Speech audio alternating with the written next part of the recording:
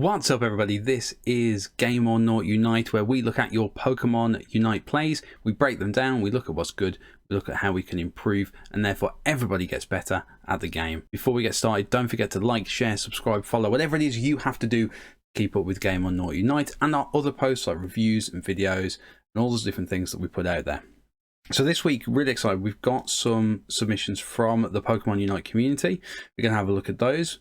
And I've also got some of my own Eldegoss plays from this week. So we're going to start with this one that you should be able to already see, which is Venusaur. What I like about this one is they have understood their role and their positioning. So let's have a look at it.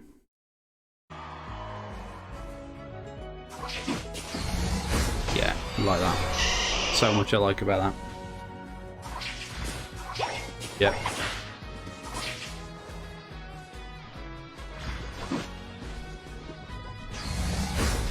Right, I'm going to pause it there. There's so much I like about this, so let's go through it a little bit by bit. And I think the username is Conrad.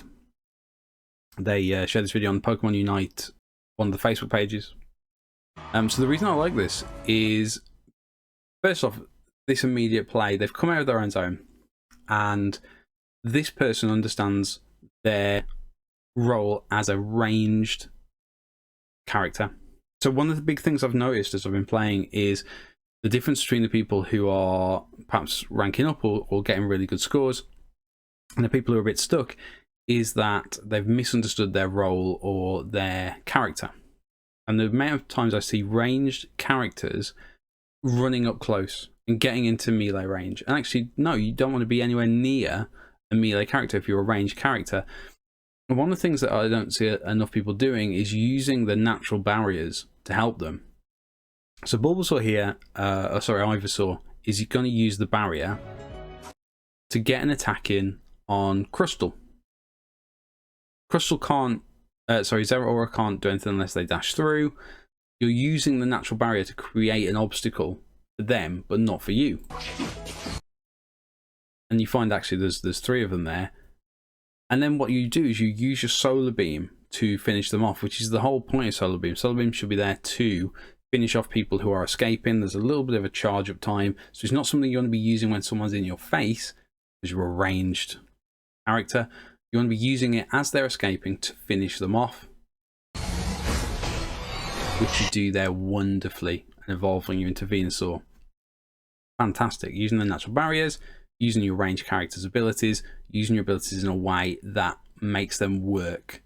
Too many people, I think, when they're playing Bulbasaur, Ivysaur, Venusaur, they want to get up in people's faces, and actually you're ranged, so use range.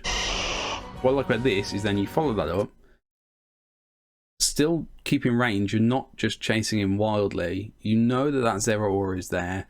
You're going to then follow them up, still ranged. Maybe, you know, if I'm going to be critical, don't want to run into the middle of a team fight there, but because of your level, I think you're level 9 there, that's not going to be a problem. And again, keeping range and not trying to chase up and catch them. You just want to get them into range. Fantastic play. Sludge Bomb, maybe aim ahead of them, but otherwise, nice idea. And then the Solar Beam here is amazing. So they're running together. I don't know why Zeraora is running at the same pace as a Crustle. Zeraora should be far away from there, unless he's trying to protect the back of Crustle. But what that means is you can then put in that Solar Beam and take them both out. Again, you're using the Solar Beam for what it's supposed to be, which is taking out people as they try to escape. Do we get anything else in this clip? No, that's the end of it. So I absolutely love that. I think that's a brilliant example of understanding your character's role and range. If you are a ranged character, keep at range. Don't get up in their face. Use the natural barriers and use your abilities in the way they are supposed to be. For example, Solar Beam, you shouldn't be charging that up when someone's in your face unless you're absolutely desperate. I love this. Really great play, Conrad. And obviously a massive help there from the team, taking one. You take two out, you take both. No, just the one. Take the one, and then you take two more. It's just fantastic play. Yeah, I love that. Now, I think, yeah, Talonflame's going there to go and get the the Dreadnought as well now unimpeded. So that's a fantastic way. And you can see now on the minimap, you've got 4 of the team down here, 2 of their team are out, 1 is only just going to be coming back on. You've got really great control here, all because you've used your range abilities. What we're going to look at here is a Machamp play, and we're going to see how they sustain and hold a goal. I think it's easy to forget when you're playing an attacking character that your role isn't just to keep running up the lane and getting kills and kills and kills and kills. You should also be helping to hold goals where you can.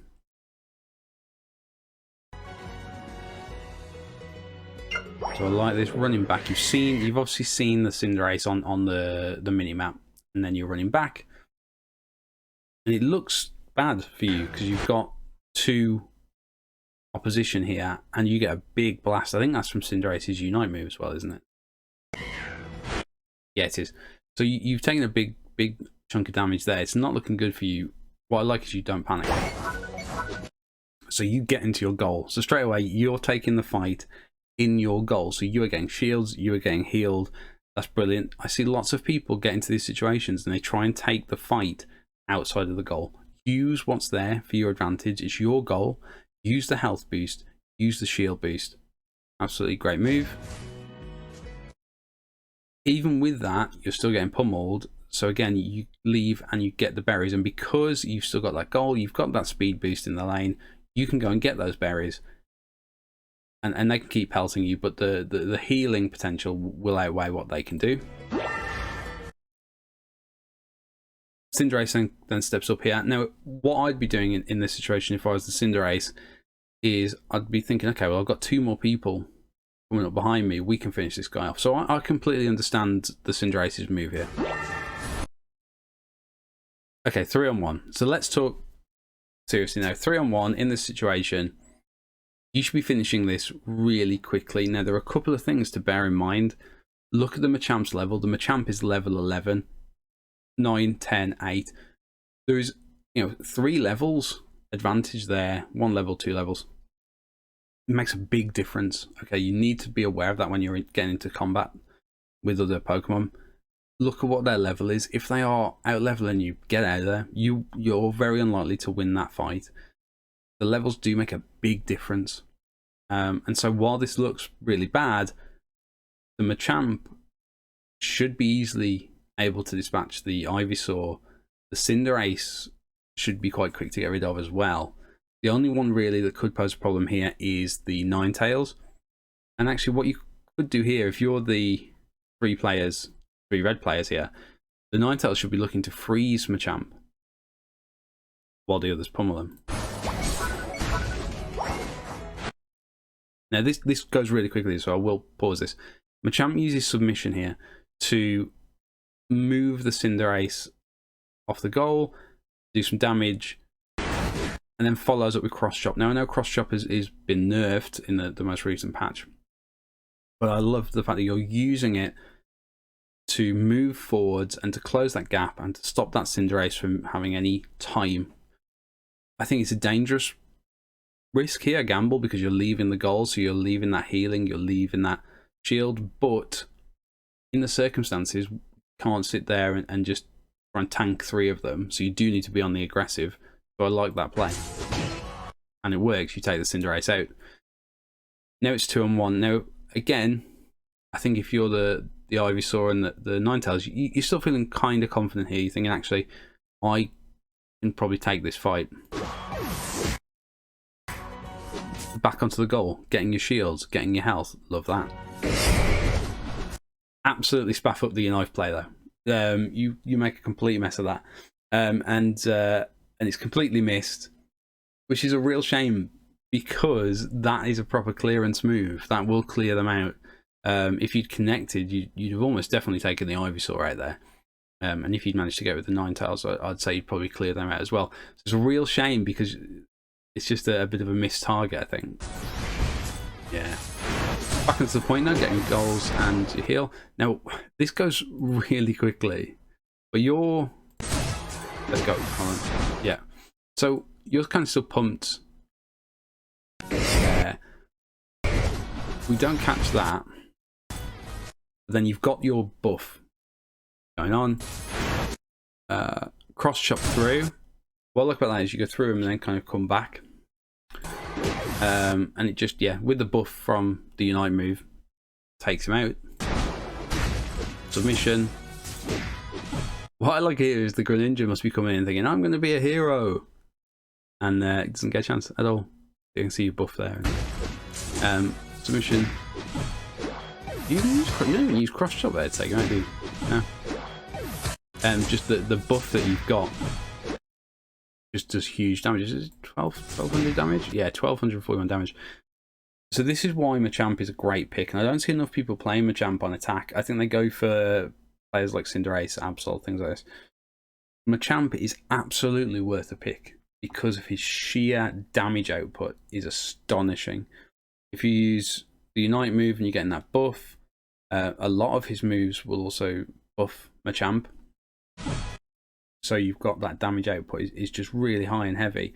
And if you play smart and you do keep your healing in check and you are picking up berries or going back onto your goal, Machamp's got a really great ability to just clear out spaces, even when it's multiple opposition, as long as you play smart. Now that being said, Machamp away from this goal and away from those berries would have been killed really quickly, even with the level deficiency. But smart play here makes that Machamp really, really sustainable. So let's get on the critical side of things. Let's look at the red team and where they go wrong. I think it would be really reasonable once they have lost the Cinderace to get out of there, to evacuate. Because you've obviously just seen the damage potential there. And so you should maybe be getting away. Neither of these two players have got any goals to score. You can see they're 0-0. So why do you need to be here? Is it because you want to take the Machamp out? In which case, if that's not working out, you've got to leave. You've got nothing to score. You've got nothing to gain necessarily from taking the Machamp out here. You've kept him busy enough.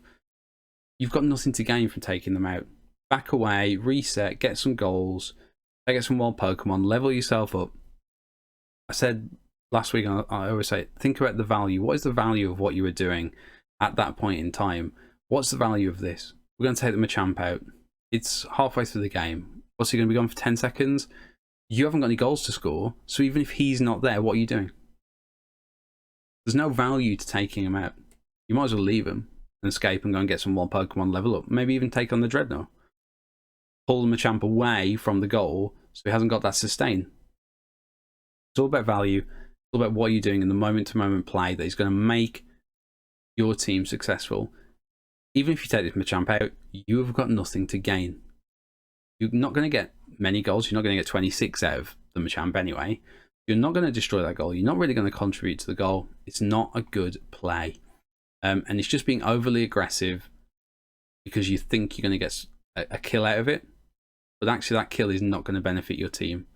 So that's the critical side of things. The Machamp absolutely plays this perfectly.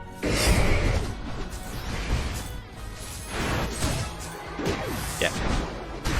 No chance. And they've got nothing out of it. They had nothing to gain from that situation and a lot to lose. And all of a sudden, you're looking at a situation where two of your team are gone. One's only just come back.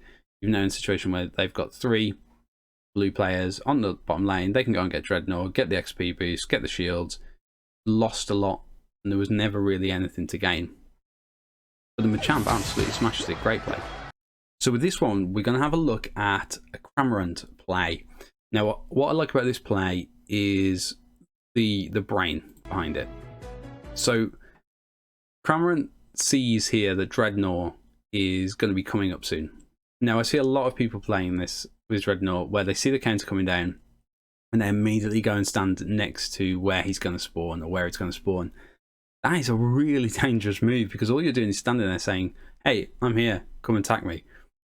And if you're standing there in the middle of nowhere and there's nobody else around you as well, you're putting yourself in a serious situation. And if you're Cramorant here, you're looking and say, teams up the top lane, Cinderace in the top lane, one of your team is on cooldown. You're kind of on your own, you know you're on your own. So it would be really dangerous to come and stand here. However, standing here in the grass, you're hidden, the other team can't see you, you've got an opportunity to measure the situation. If nobody else turns up for Dreadnought, you can start having a go at it. If others do turn up, you can measure whether you've got the ability to take them out. If we look at the moves here, everything is ready. So Air Slash is ready, Surf is ready, and the Cramorant's Unite move is ready. And the Unite move for Cramorant is a real damage dealer. So we've got everything ready. So if we need to have a fight, then we can. If we need to escape, then we can. But we're not just putting ourselves in a dangerous situation where we can be taken out. Okay, so now we're measuring it. Also, great tip. Hold down R. Hold down, I think it's L. Use the right stick, and you can view the map around you. So you can have a little look around you, which Cramorant does here. We see Machamp, level 10, coming in. And Ninetales coming in as well. So probably at this point thinking, maybe not going to pick this fight. Maybe not going to pick this fight. But then again, Cramorant's moves do big damage output very quickly. Let's have a look. So what we're loading up here, Surf. Yeah. So now we're going to be hitting in that area. Oh, there's Greninja as well. Now what I like about this is you've held that off just until the Machamp comes in, and we can see the Dreadnought is low on health.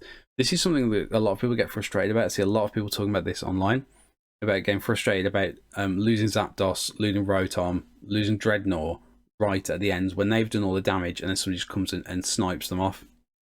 You just need to be smart about how you're playing this. If you're playing them, you need to be aware that somebody else could come and snipe it. So either you need to finish them off really quickly, or you need to just make sure you're thinking about it tactically, maybe having 2 or 3 people. I see a lot of people who try and take Dreadnought on one-on-one, and then they lose it, because what will happen, 2 people will turn up from the other team, pick you off, pick off Dreadnought, you've lost a lot.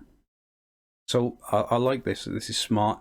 And using a move like Surf as well, where you've got that area effect to it, you can maybe do some serious damage to the Machamp and to the Dreadnought. Let's see how it goes. Yeah, brilliant. Look at that. You steal the Dreadnought. So now you've got some experience points. So now you're level 11, and you've taken out the Machamp. So you've taken out the Dreadnought and the Machamp. Love that. Oh, and Air Slash can be upgraded.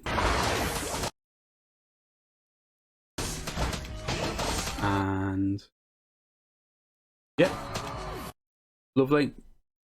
Let's just roll that back a little bit. So then you use it there.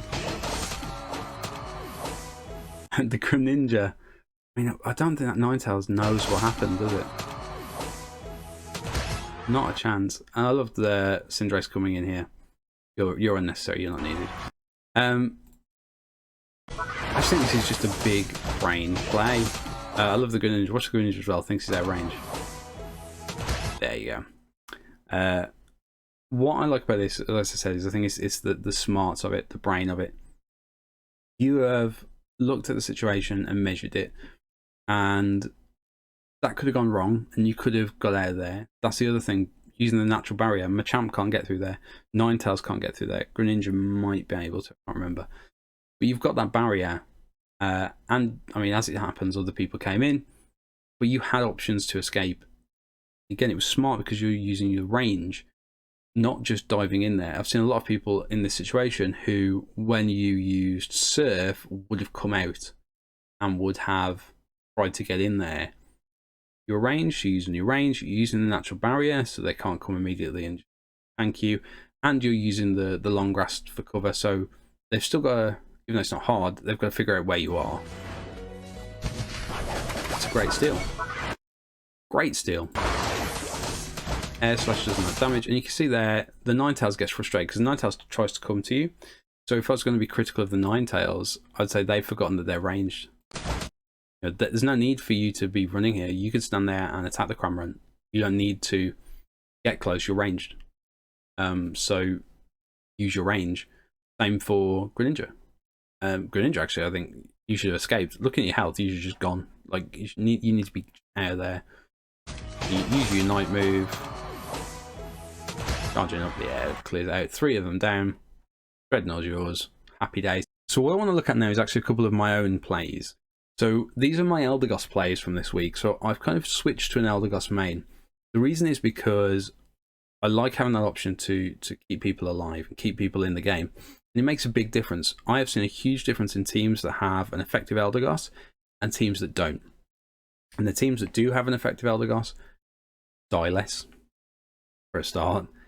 And so are in the game longer and are able to out-sustain the opposition, which at the end of the day is the game. If you can survive and your opposition doesn't, you've got the scoring opportunities. So I want to show you this one. This is from really early on in the game. We're, what, a minute and 15 in. I'm with a Score Bunny, and we are going to find ourselves in a situation that should be a real danger early game with a Zeraora and Lucario. However, because of Eldegoss, we are actually able to see them off. So have a look. The Lucario comes in. At this point, they must be thinking, happy money in the bank. But I want you to look what me and the Score Bunny do, the Score Bunny and I. When we do start to get targeted, we back away. Both of us start to back away. Why? Because we're ranged characters. We don't need to be in their face. Score Bunny is ranged. I am ranged. We are ranged. We are going to be able to attack from a distance. Zeraora, Lucario, not so much. Lucario can do some ranged attacks or some jumping attacks. Zeraora can close the distance. But now they have to do that.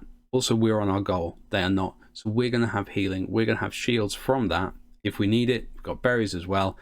Plus, if I run it back, as soon as we start to get attacked, I trigger off Synthesis. So we've also healed up from Synthesis.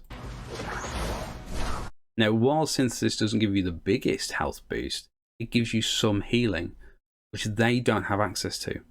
So this is why Eldegoss is so powerful early on at this point in Pokemon Unite. Eldegoss gives you that sustain when your opposition doesn't have any. Yeah? We see, so Zeraora, we buzz back up there, going from range, and look at that, we've got Zeraora down to half health. We are lower level than them, they're level 5, we're 4 and 3, but because we have got healing and Zeraora doesn't, we're going to out-sustain Zeraora. Same here, Lucario then thinks, okay, well I'm going to have a little dig, already quite low on health, so almost half health. We use our range. I get a little bit too close there. That's bad play for me. I need to back away rather than go forwards. But again, I'm triggering off Synthesis. As soon as damage is incoming, I'm triggering off Synthesis. So I've completely negated their attack. And Score Bunny there using range. Great, doesn't dive in. I mean, it's a weird thing with Score Bunny's moveset that one of the earliest moves is a dive in. So maybe that's a poor use of diving there. If I was going to be critical of the Score Bunny, shouldn't be using I think it's low tackle there to dive in, especially because we missed it as well. So didn't make contact with that move. Yeah, missed it. But at this point, we've managed to push them back all the way to their goal. Something that should have been an easy situation. If I had been any other Pokemon, really, I think we'd probably lost that fight because we'd have had no sustain. They'd have been able to just put damage into us and we would have had no option but to retreat. As is, push them back to their goal, and then we retreat because we don't need to fight two of them on their own goal because they've got healing and they've got shields. And this is why Eldegoss is such a powerful pick and why it makes such a big difference. We could have both been taken out. We could have given them a big lead. I mean, 19 there, and what's the Lucario got? 16. So, from an 80 goal, that's a huge chunk, especially this early in the game. We'd have been on cooldown, no one would have been here, they'd have had free reign, essentially, of this area. Because of the healing, and because we used our range, we were able to hold them off, and if anything, they came off much worse in that fight. Which is wild to say when thinking about OP Zeraora and Lucario versus Score Bunny and Gossifleur. There's not much to criticise about their play. Maybe if they had teamed up and if they'd properly 2-on-1'd us, then we might have lost quite quickly. We could have gone there. So maybe that's the only critical side I would give for them. using those 2-on-1s early on to overwhelm. But you can see the power of Eldegoss. This is much later in the game, so we're looking at the last sort of 2 minutes. We've got Zapdos here, and it just shows why Gossifleur is so useful at all points in the game. So you can see I've got my Unite move. I've just fired off Cotton Guard. So when I'm in a team fight with Eldegoss, I will generally just spam Cotton Guard. As soon as it goes off cooldown, I'm using it just to give us that healing and those shields. And you can see I'm doing it here. You can see the shield on the Cramorant. Pollen Puff just to get a little bit of damage in there, and healing. Obviously it heals my team, so that's my main job. Now Greninja and Machamp come in, and yeah, melee Machamp in front of a Cramorant and Greninja in front of me here. This should be a problem. However, Unite move. Okay, I said last week, use your Unite move for value. And in this situation, I've got Buddy Barrier as one of my held items. So I've now got a barrier, and my nearest ally with the lowest health has got a barrier, which is the Cramorant. So what I've done there is I'm about to heal us, keep us topped up health wise. I've given us both a barrier. I'm going to push them away from us, but I've also helped the Cramorant survive by giving them a barrier, giving them a shield, and it works. So you can see there, using my Unite move as I land, giving out that healing, big chunk of healing, and pushing them away. So I've pushed them off of the Cramorant, giving that time for other characters to come into the fight. So we're healed, we're barriered, and we haven't got them on top of us. You see they're spamming Cotton Guard. As soon as Cotton Guard comes on, spamming it, giving us those shields, giving us those healing, when they don't have that at all. And that's the biggest difference here, is they don't have any opportunities to sustain. There's no berries nearby here, apart from speed berries. They haven't got a healer, keeping them topped up. So any damage that they take is effectively permanent damage for this fight. So every little chip away is a big problem for them. For us, it isn't. I can just keep using Cotton Guard, keep using Pollen Puff, keep us topped up with shields and health. You can see just slowly chipping away. I mean, look at the Snorlax. Slowly chipping away at their Machamp. And just spamming Cotton Guard, spamming Pollen Puff into that team fight, keeping my distance and keeping my range there. Didn't want to dive into the middle of anybody. If I was going to be critical of the other team, I would say you need to accept you've lost that fight. I think early on, I think that I'm not sure why the Snorlax is walling here.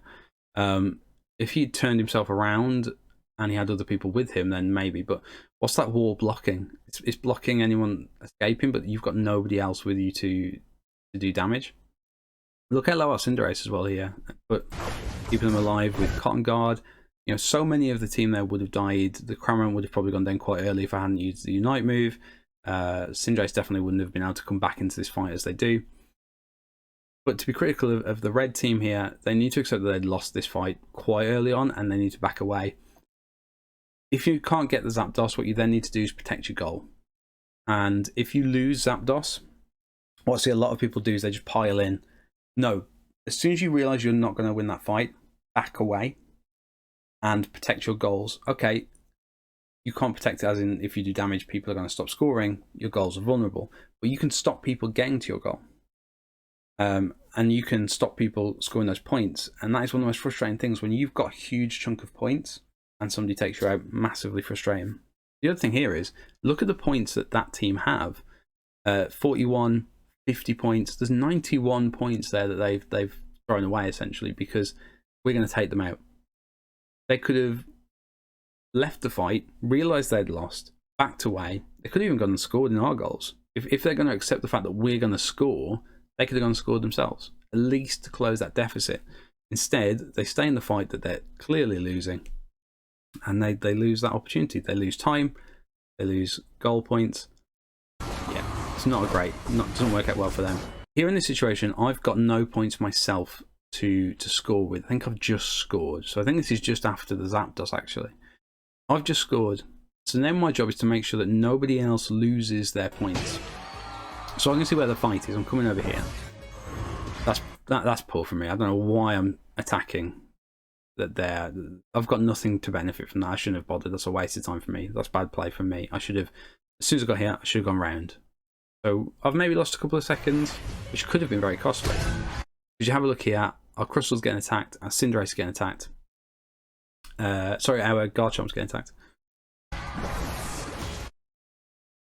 But what do? Get into range, so I'm going to hit my team with it and spam Cotton Guard. So we managed to keep the Cinderace in the fight.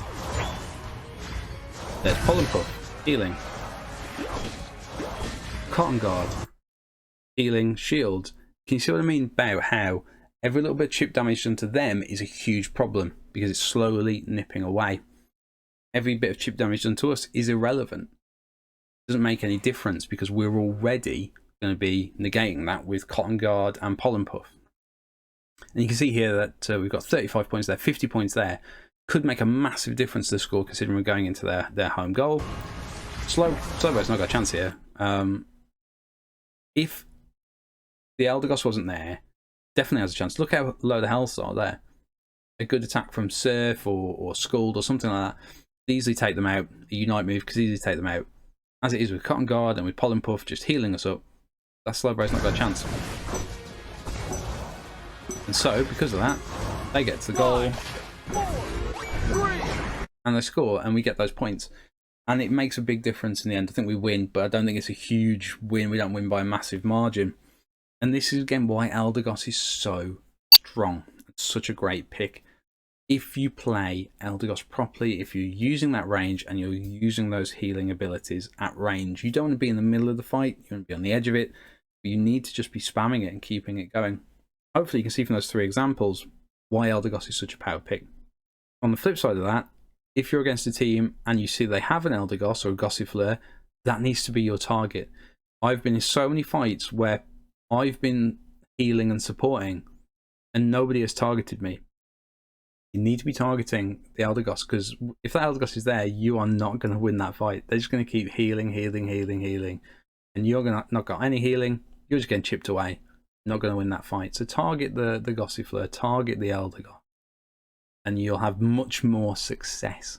Brilliant. So some clips there showing about the power of using range and using your Pokemon's abilities properly, not just for flat out attack, but actually thinking how are they going to offer me value in that moment. And also some examples there of why Eldegoss might be a Pokemon that you're seeing more of, especially as you climb up the ranks, and also how to use those abilities really effectively in a team fight. If you want your Pokemon Unite gameplay to feature on GameOrNought Unite, if you want us to look at what you do well, look at what could be improved, look at what happened in the general situation and try and give you some advice how you can handle that situation better next time, then you can email them to us at GameOrNought@gmail.com, or if you share them on social media, so on Twitter or Facebook or something like that, I can view them on there and I can capture them from there, so you can do that as well. Tag us in. Normally it's at GameOrNought, pretty much on every social media site. For now, though, that's GameOrNought Unite. See you again next week. Don't forget to like, share, subscribe, follow, anything that you have to do to keep up to date with GameOrNought. Goodbye.